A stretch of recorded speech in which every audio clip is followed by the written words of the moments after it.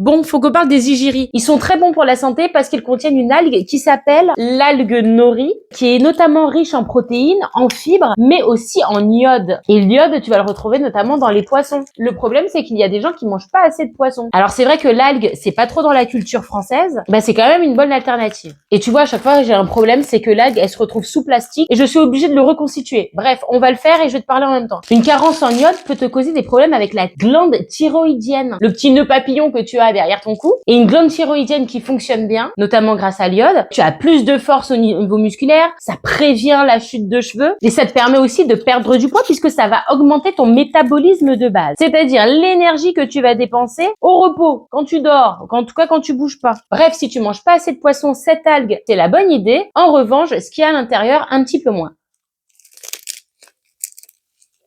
Je l'ai pris au thon. Le problème, c'est que le riz, il a été collé avec du vinaigre de riz, qui est extrêmement riche en sucre. Le riz, c'est un riz qui va être collant, donc, avec un index glycémique élevé. Encore plus de sucre.